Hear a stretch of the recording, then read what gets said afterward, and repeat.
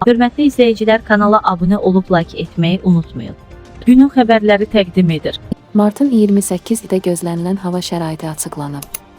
Bakıda və Abşeron yarımadasında sabah hava necə olacaq? Milli Hidrometeorologiya Xidmətindən NES 24 azda verilən xəbərə görə Bakıda və Abşeron yarımadasında hava şəraitinin dəyişkən buludlu olacağı, arabir tutulacağı, əsasən yağmursuz keçəcəyi gözlənilir. Havanın temperaturu necə olacaq? Havanın temperaturu gecə 5-8 isti, gündüz 13-17 isti olacaq.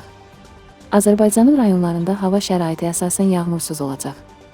Lakin gündüz bəzi dağlıq ərazilərdə qısa müddətli az yağıntılı olacağı, şimşək çaxacağı, dolu düşəcəyi ehtimalı var, bəzi yerlərdə arabir duman. Qərb küləyi bəzi yerlərdə arabir güclənəcək.